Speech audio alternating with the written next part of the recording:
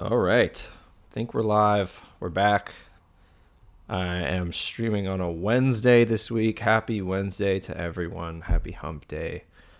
I'm representing Bertaria today because I've got a interview later on the Over Sharon podcast. You should check that out at I think the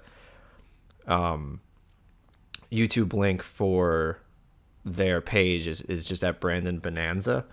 I can add a link in the comments or something if somebody wants that, but I'm sure I will talk more about that and share it all over my social media once that interview happens. That's happening later today, so I'm super pumped to talk to those guys.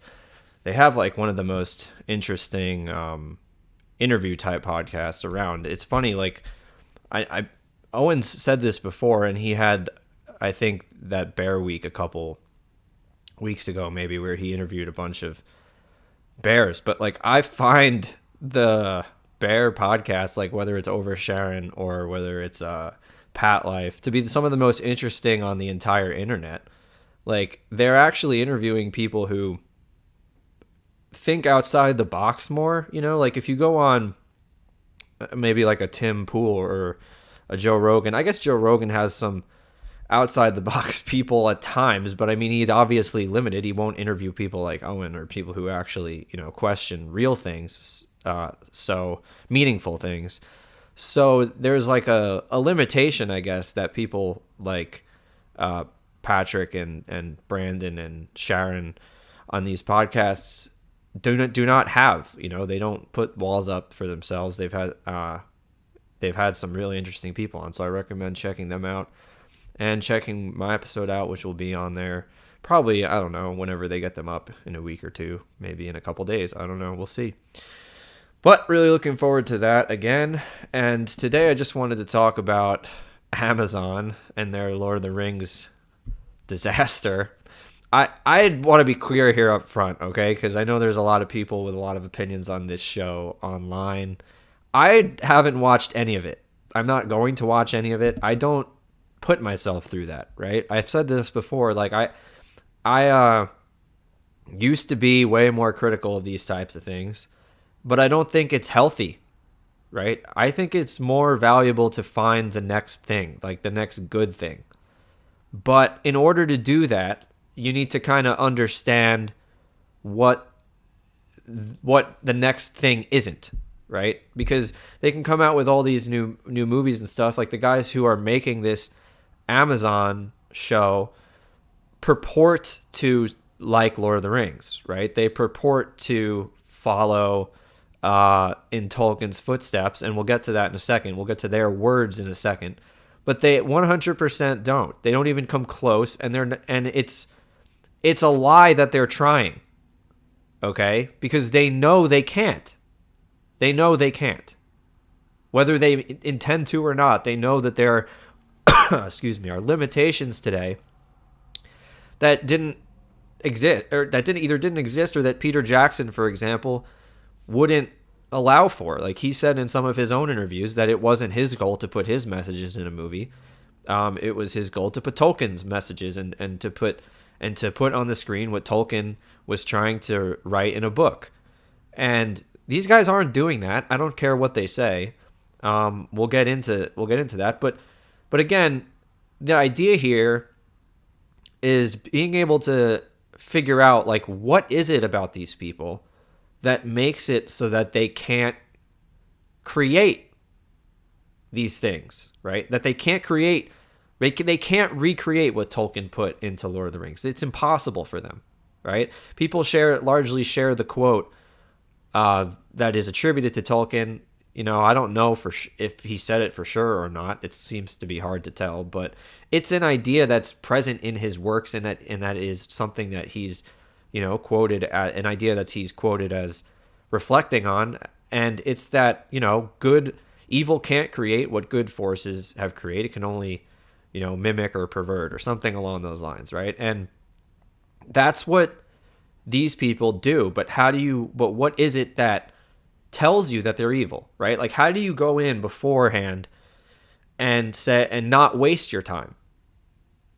You know, I know a lot of people on YouTube are watching this type of thing so that they can, critique it, and that's valuable too. It's really valuable to understand flaws in writing and to reflect on them, so that if you are a writer, when you do go out and do your own thing, you don't make these same mistakes. Because it's not just that the writers of Lord of the Rings aren't morally on the same page as us, or they don't, have pure intentions.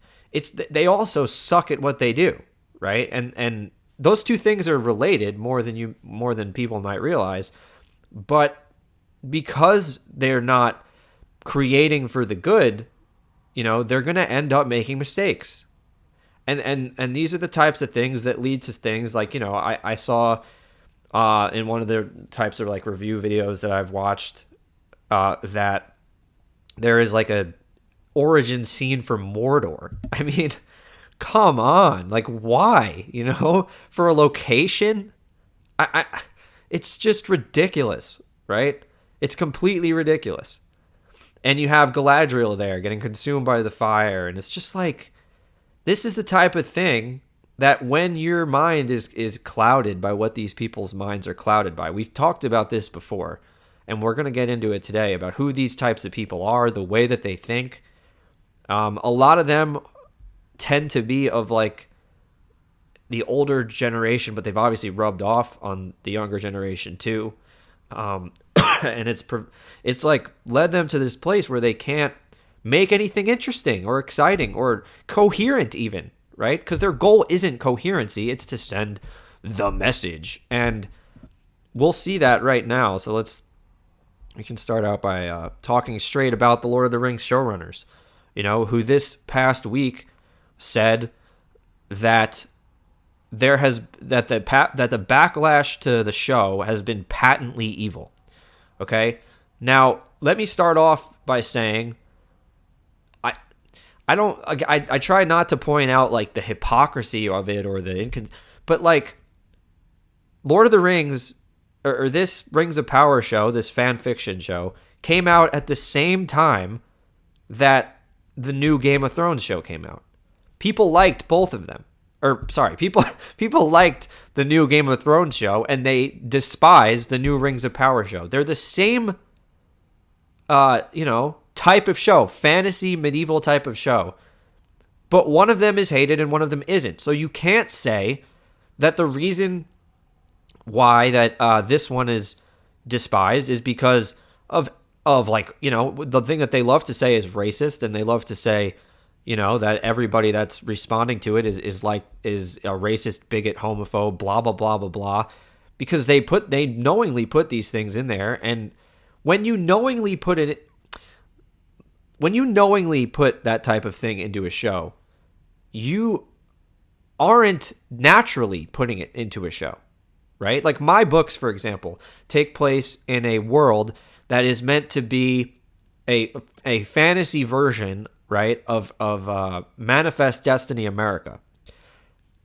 Naturally, there are going to be different types of people in that world. I'm not filling it for a quota, right? I'm not saying that there's, X number of black people in this gang or X number of this race in this tribe.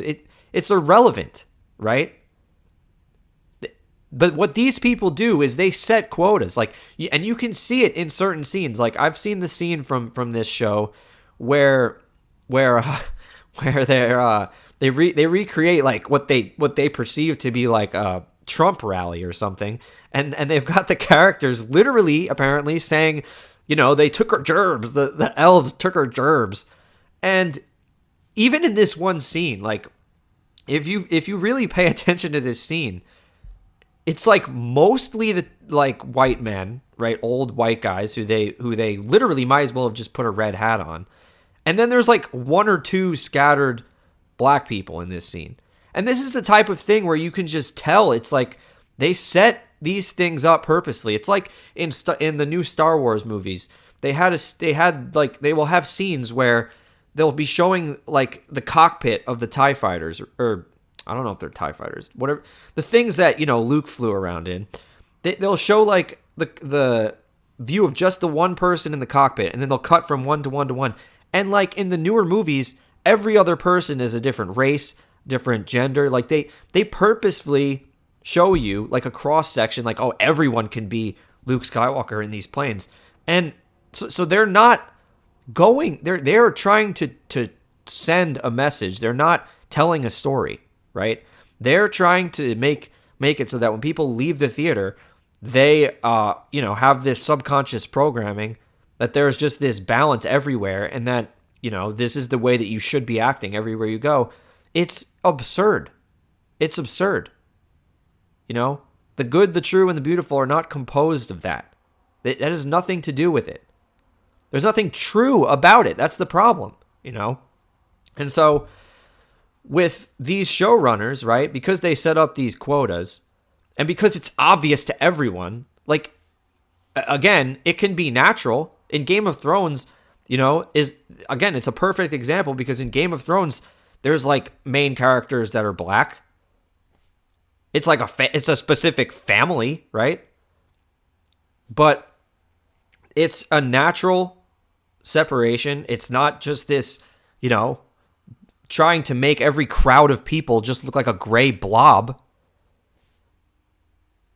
And this is what this mentality, the way that they fight back is they just call you evil. They come up with these slander words: evil, bigot, racist, homophobe.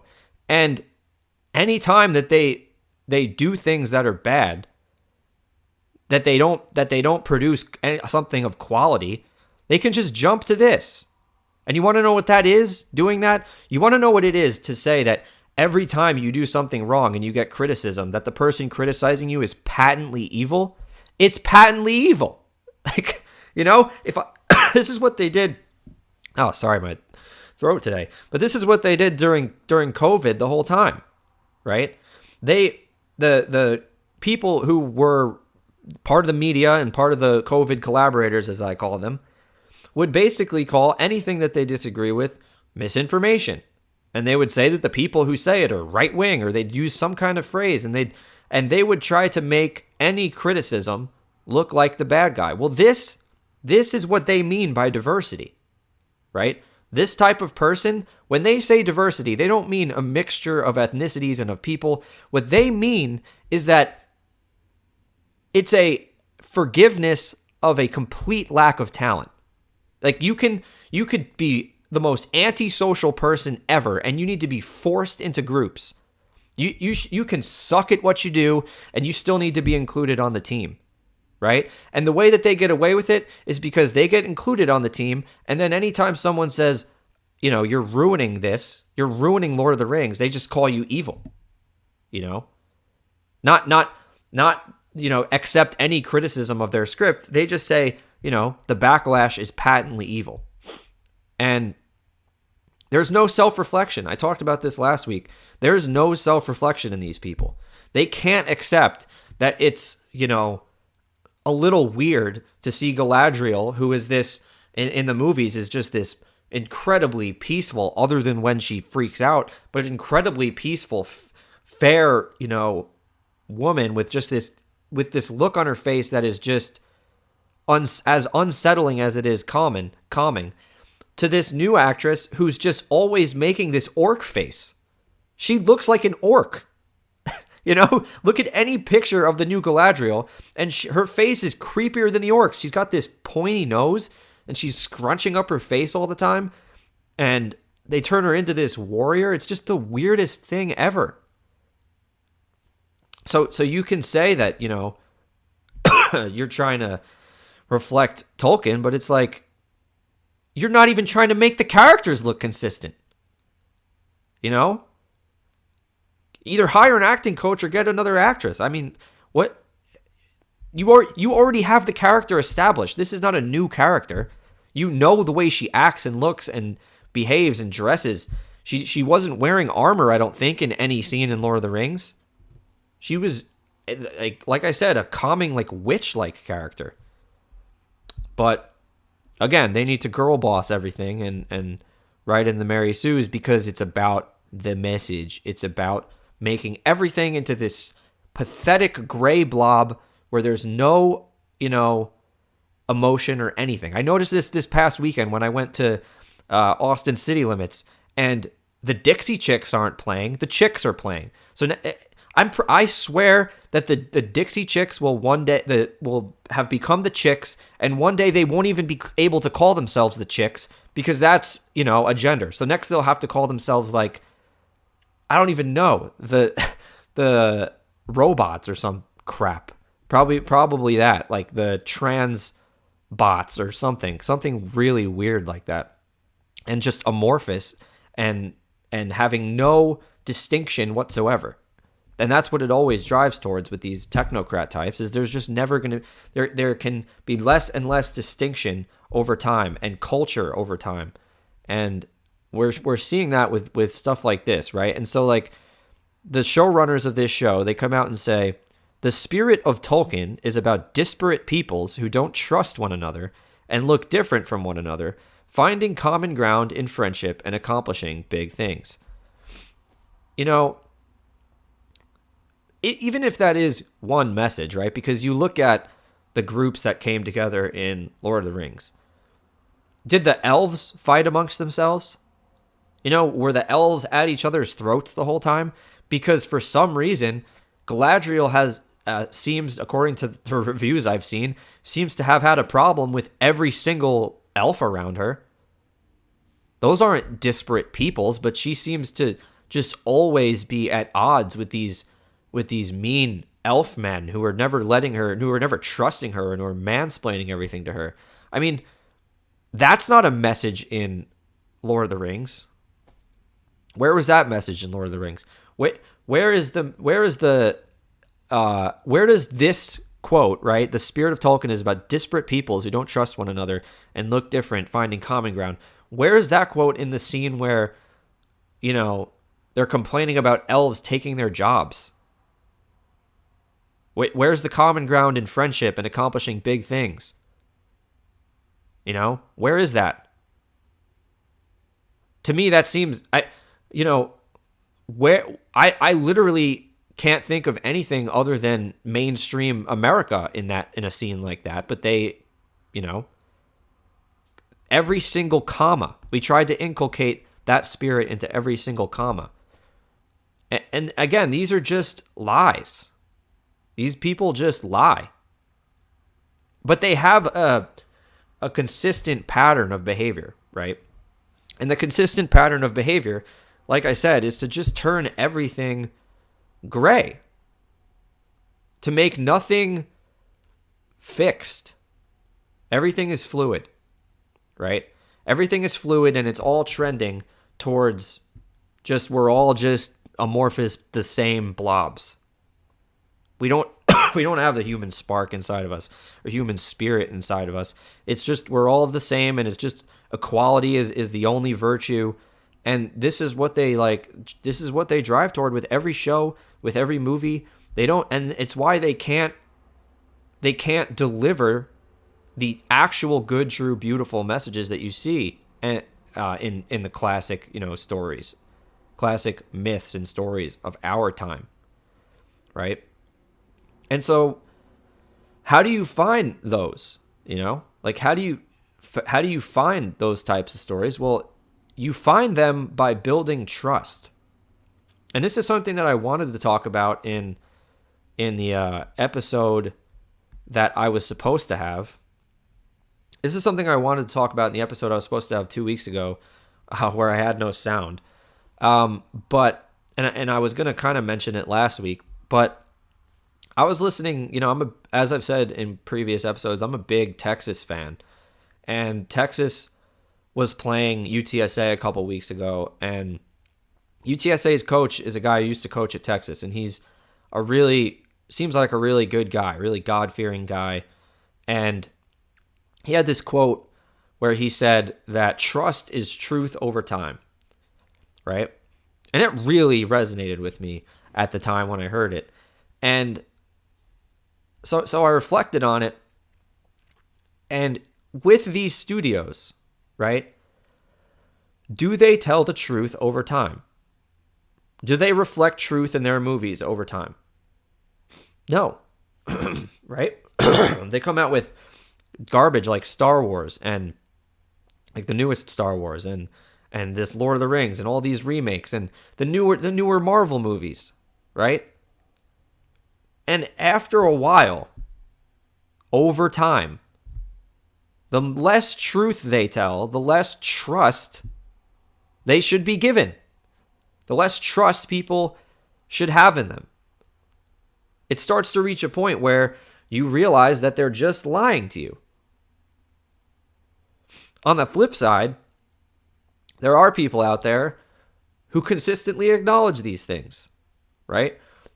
One of the ones that I've talked about before who writes fiction books is the Critical Drinker, right? I would watch the Critical Drinker for months and months, just laughing at his videos, and he points out all of these types of things that these movies lack.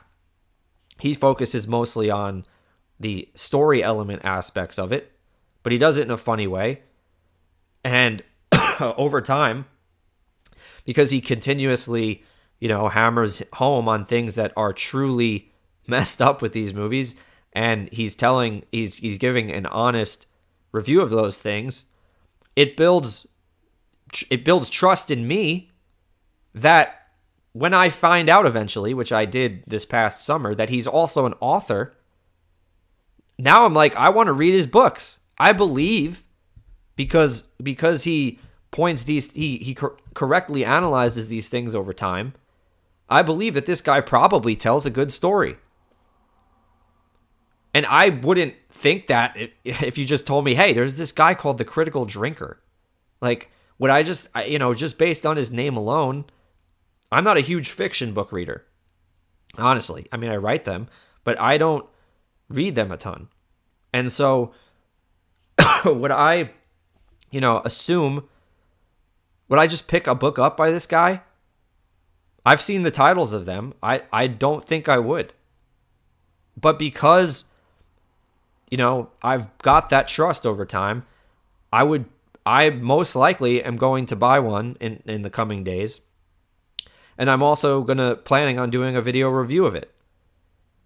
And I've tried to do more and more of this with people who have built that up over time, who have demonstrated themselves worthy of my time. Amazon has not done that. Disney has not done that.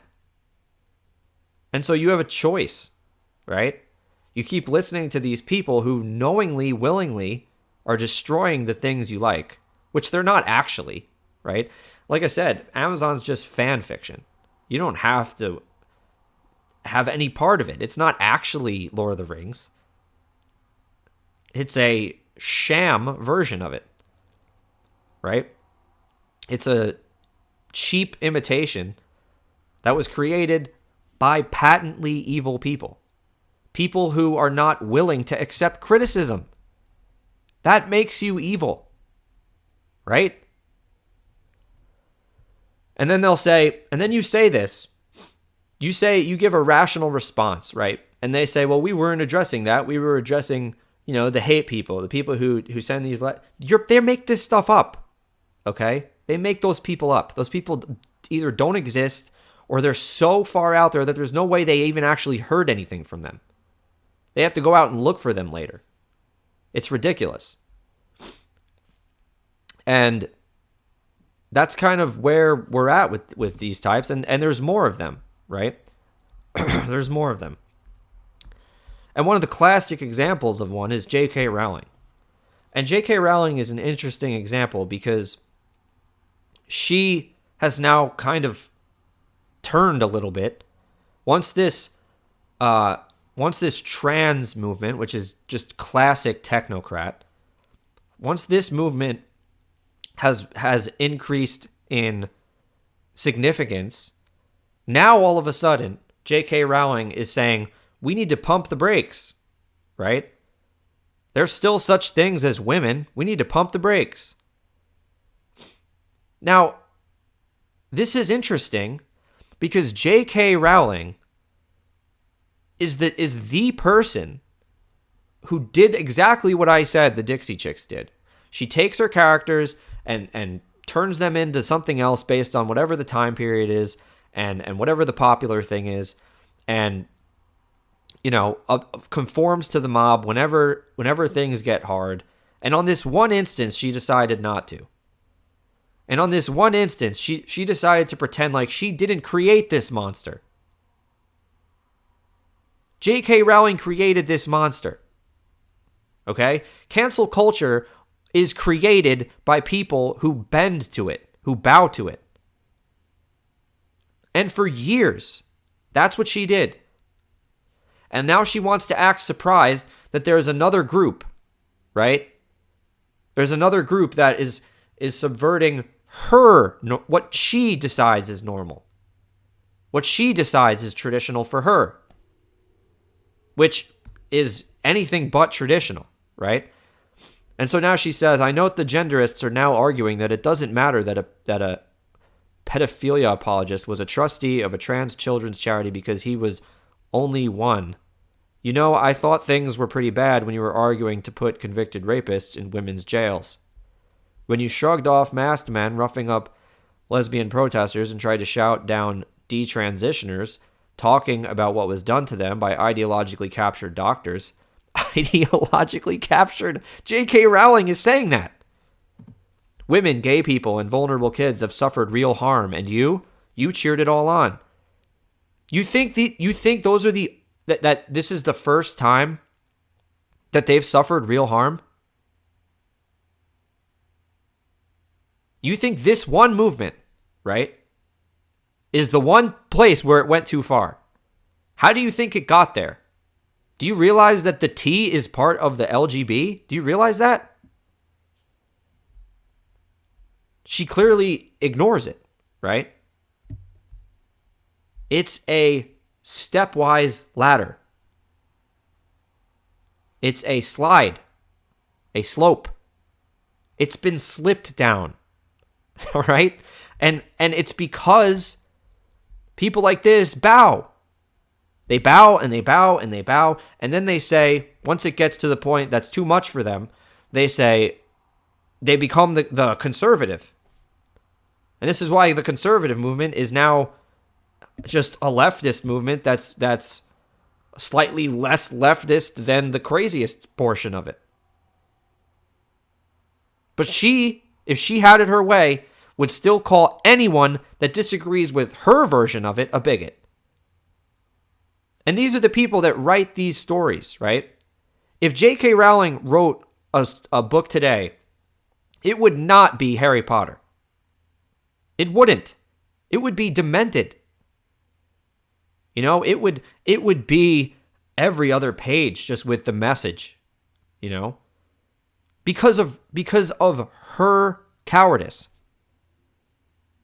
So now they live in hell, right?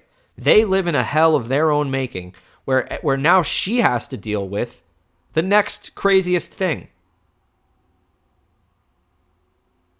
And she has to lash out on Twitter and be, oh my God, the next, how can it get any crazier than this? Well, because you accepted the rest of it, right? It was always going to get to this point, and you accepted it, and you slandered anyone that disagreed with you on the way here, and they got kicked off of Twitter where you're posting, where you're probably going to get banned from next because of tweets like this, right? This tweet will probably get her banned. That's the most hilarious part. This type of thing, the more she says it, will get her kicked off Twitter. And then what will she be saying? Will she apologize to everyone else that was wrongly kicked off for being a bigot and a homophobe and all of this other stuff? No. Of course not, because she does not actually believe in a liberal ethic. Because she doesn't actually have a foundation.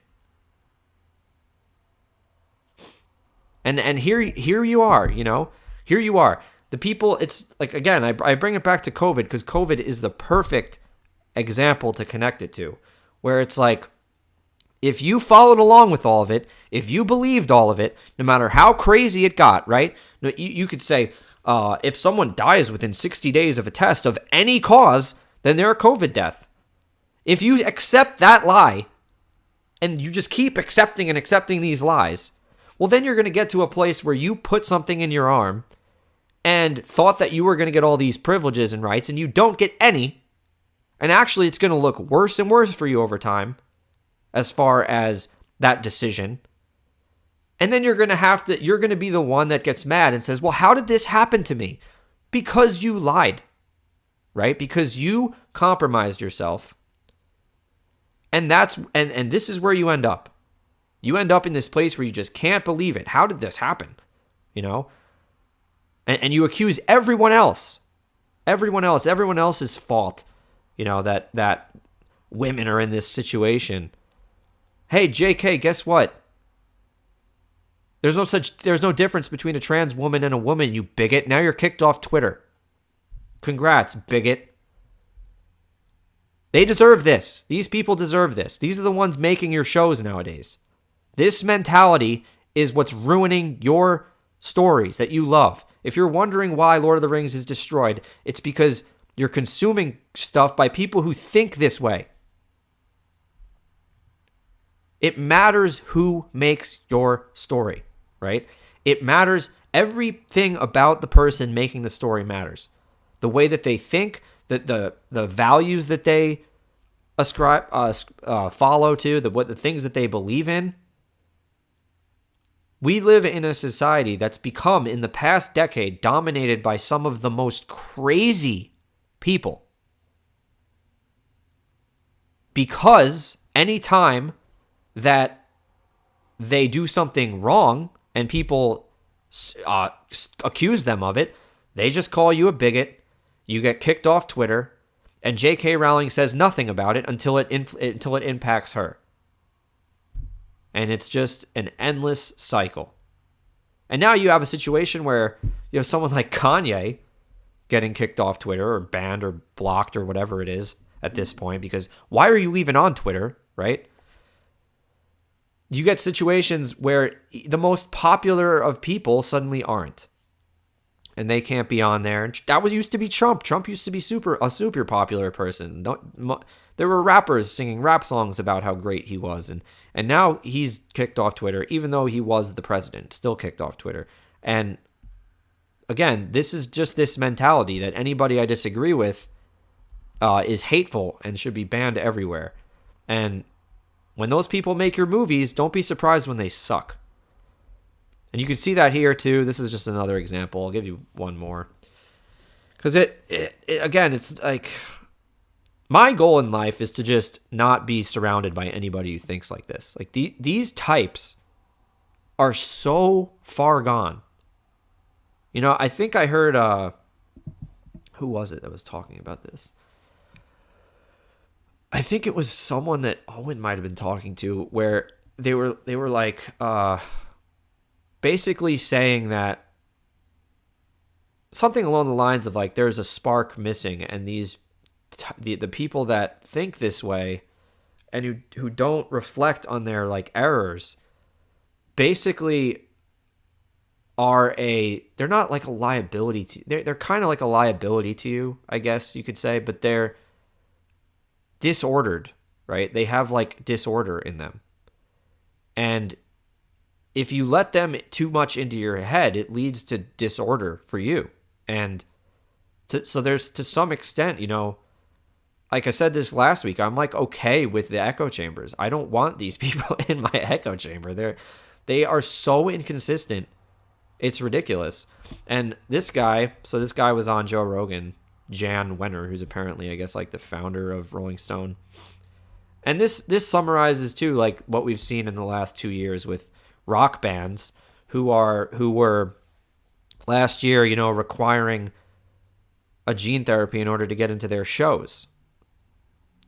And in the case of this guy, you know, Rolling Stone magazine, I'm sure, might have been founded on an ethic of rock and roll, of, you know, the freedom of rock and roll and the freedom to, you know, say the thing you can't say, right? To play the music you're not allowed to play. But what it turned into today, with what these people have turned into today, because they've adopted this J.K. Rowling mentality, this cancerous mentality, is they've become the thing that they hate. They've become the censor. Because everyone does. Everyone has a worldview, right? Everyone has a metaphysical underpinning to the way that they think. And these people think that they want their morality enforced while pretending like they don't have a specific morality to enforce, and it leads to just this mess. It's just mess of like whatever they're feeling at the time is what can get you kicked off of platforms and to get you banned and for hate speech. And at times they suggest that it should get you legal penalties, which is extra crazy and un-American, but here we are. And so this guy, I'm not going to go into everything he says, but he on Joe Rogan this week, I guess, said that the government should censor people, basically. Should monitor misinformation and should regulate information. And so he says, in the end, yes, it's the government that should regulate people. And Rogan does a decent job, I guess, of questioning that, right? He brings up the fact that the people who got us into war in Iraq, because it's the only thing that these technocrat, former, liberal mindset people understand, is the Iraq war. Never mind the past 2 years of just insanity left and right, and the fact that the government was wrong about everything and lying about everything. But they live in the past, and so, he brings up the Iraq war, and this guy says, yes, it's the government. And, when Joe Rogan says, but the Iraq war, the guy just says, well, that's the politicians, right? But we need to just have better politicians. Oh, okay. So it's just the people. Like, if we just had the most perfect of politicians in there, that this guy decides is perfect, right? Which means crazy technocrat, liberal type people who have no consistency whatsoever, who every other day decide that the line is a step further than it was the last day, and you're going to it ends up in a situation with Twitter where less and less people are even on it, which is the opposite of the point of Twitter. And this is what this guy still somehow, after all this failed experiment of censorship that is social media, this disaster, this proof of concept of the First Amendment that has been Twitter. This guy still says that if we just had the perfect, politicians, then it would work. Even though if those politicians decided, that in censoring something that was in his interests, then he would freak out and say that they're not the right people. So it's really just his preferred person, right, at the time, whatever that is, which changes every couple of years, if not every other day, actually. And I'd seen this argument before in a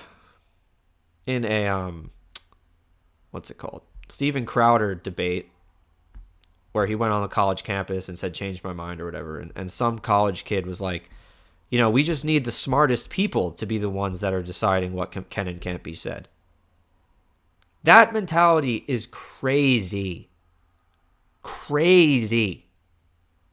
You know how many of the smartest people I know that people were assuring me were the smartest people who injected themselves with an experiment based on the most absurd narrative? Absurd. And it's okay if you made a mistake, right? It's okay if you were fooled, but you don't get to decide what I say. You don't get to decide what I say. And I understand that the idea of free speech when you have a government is going to be limited. I think to some extent it should be within moral limits. And by moral limits, I mean, based on a Christian ethic, because that's what America was founded on. That's why my ancestors came here. That's why most people's ancestors came here, or why they should come here, is if you can follow that ethic and agree with that ethic and act within the bounds of it. But these people don't do that, right? They just think all it takes is for you to be really smart, for you to have a really tight brain. And if that's all you have, if only you just have this really, strong brain, then maybe, just maybe, you'll be able to decide fairly who gets to talk about what. As if you can even regulate that, right? Because like I said before, when you kick the people off Twitter, where do you think they go? They just go somewhere new. Somewhere where you have no power. You understand? You kick them off the internet, they'll just talk in their house about it. And they'll resent you even more. And no one will lose except you. J.K. Rowling? Except you, Lord of the Rings showrunner. You keep losing. You keep facing this harsh reality at your own fault. It's your fault. It's time to think differently. It's time to start thinking very differently. To start looking back at your last 10 years of your life and saying, how did I contribute to this? Because you did. Because you did. When Twitter is already a vicious echo chamber and you still are facing conflict in it, the types of people that J.K. Rowling thinks that she should disagree with, the far-right, bigot, homophobe types, are not on there anymore. They're not on there anymore.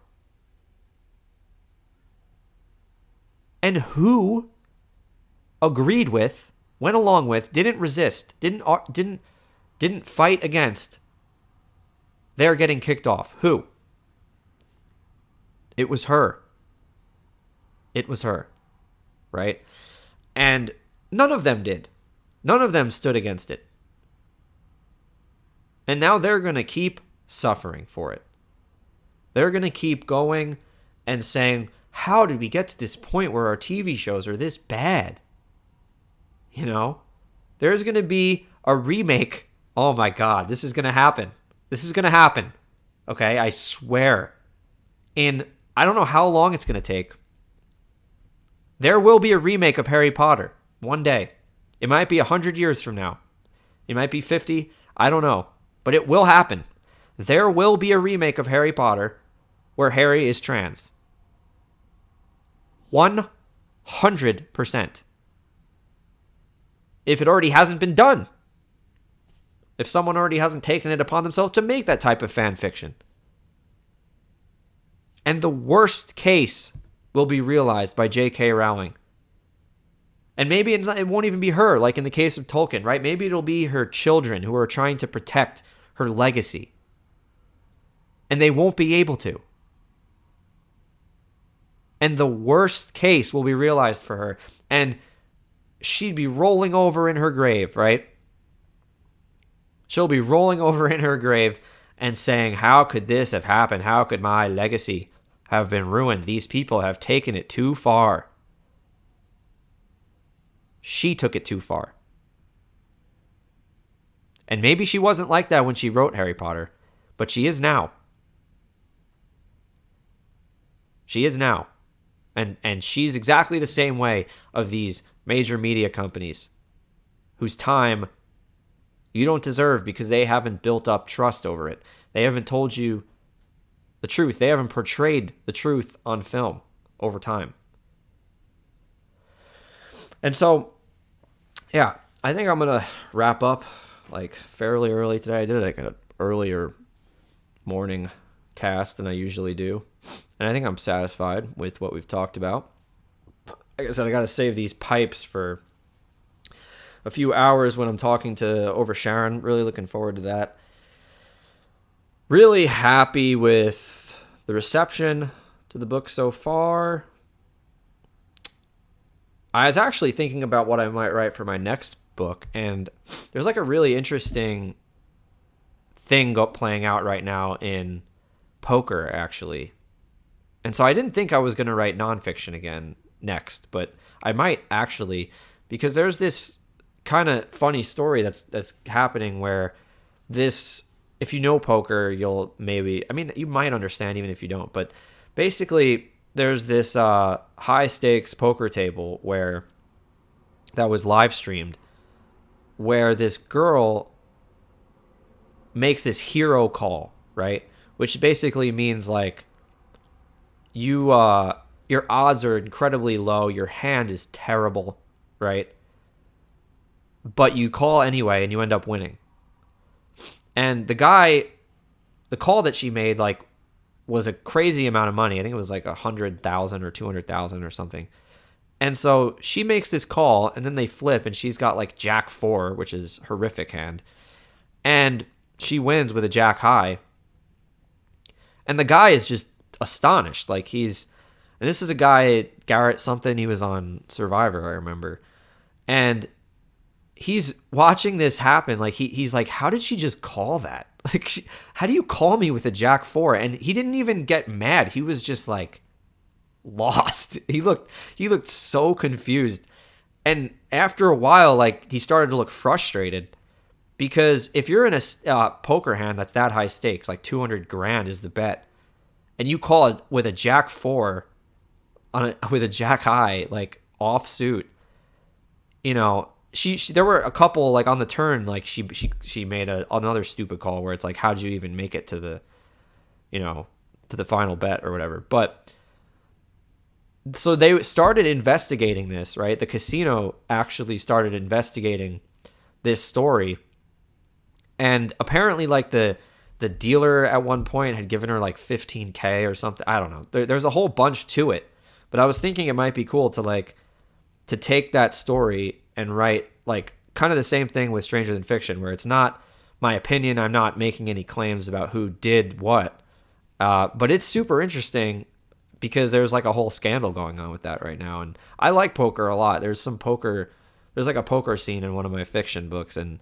I'm not like the best ever at it, but I actually had a scene where there's like a hero call to try to like establish that this character was a risk taker.